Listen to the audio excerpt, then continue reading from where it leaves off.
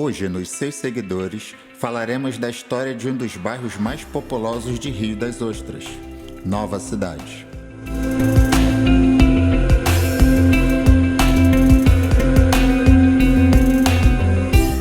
Neste local de muita história, temos um cemitério de escravos, o Porto Grande, instalado na margem do Rio das Ostras.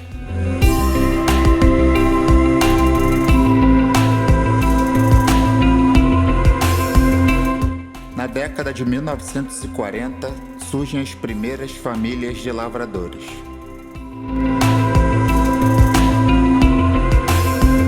Nos anos 1950, lideranças camponesas, Júlio Joaquim de Oliveira, Antônio Barroso, Muniz, Joaquim José, Antônio Apicelo, entre outros, se articularam através da Associação dos Lavradores e Poceiros de Rio das Ostras.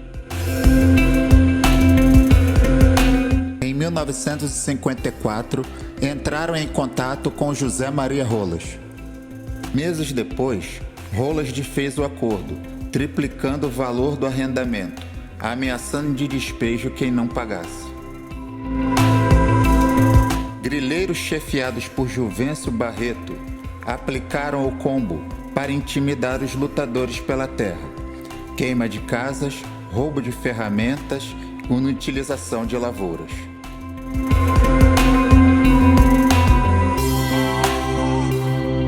Com muita luta dos líderes camponeses, o governador Roberto Silveira garantiu a desapropriação do território para a reforma agrária.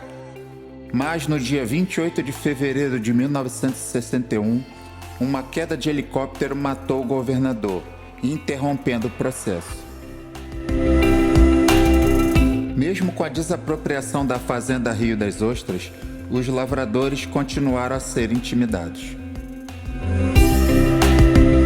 Após insistentes cobranças, o governador Celso Peçanha, em 1962, finalmente concedeu os títulos de propriedade.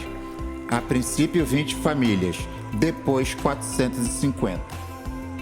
Celso Peçanha foi o sucessor de Roberto Silveira.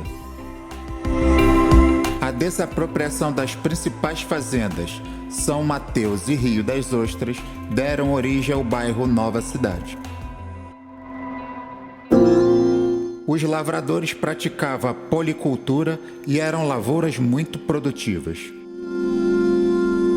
Com o golpe militar de 64, tudo mudou. As lideranças passaram a ser perseguidas, chamados pejorativamente de comunistas do Coruja. Coruja é o nome antigo de Nova Cidade. Com a diminuição da repressão, foi criado em 14 de janeiro de 1960 o Sindicato dos Trabalhadores Rurais de Casimiro de Abreu, lembrando que Rio das Ostras ainda era distrito de Casimiro de Abreu. Conseguiram várias conquistas para a comunidade, como posto médico, consultório dentário, escolas e medicamentos gratuitos. Isso tudo no ano de 1972. Mas a concentração da propriedade em poucas mãos ainda perdurava. Final dos anos 70, toda a região dos lagos vive a era dos loteamentos, com grande aumento populacional. O vereador Gelson Apicelo, filho de Antônio Apicelo, ascende na política junto com o PDT e o brizolismo. Nova Cidade torna-se, com a urbanização, um bairro carente de infraestrutura básica. Outro problema foi a ocupação da margem dos mangues do Rio das Ostras. Nos anos 90, houveram tentativas de reorganizar o território. Em 1991, Gelson Apicelo doou uma área de 15 mil metros quadrados para a implantação de um loteamento, denominado Antônio Apicelo, para o reassentamento de 60 famílias que viviam na beira do Rio das Ostras.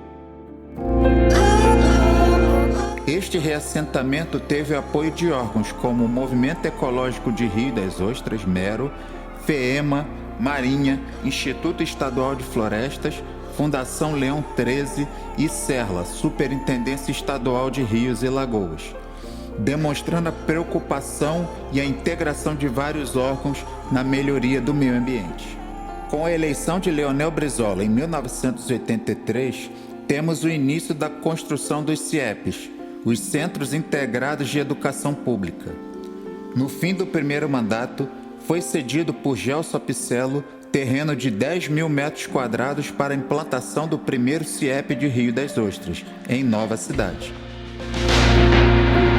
Com a vitória de Moreira Franco, a obra ficou paralisada por 4 anos, sendo retomada somente em 1991. Ficou pronta e foi inaugurada em 3 de fevereiro de 1993. O CIEP tem o nome de Joaquim do Rego Barros, membro de família de latifundiários de Pernambuco, fundador do Cerro e dono da primeira casa de praia na Praça São Pedro. Curiosidades: bairro das Corujas recebeu esse nome devido a uma lenda, por causa de uma proprietária que consideravam muito feia, de nome Maria Coruja. A Rua da Fonte tem esse nome pois abrigava a água mais pura de Rio das Ostras. Nesta região também existia um antigo cemitério de escravos e o Porto Grande. O Rio das Ostras chega até ali.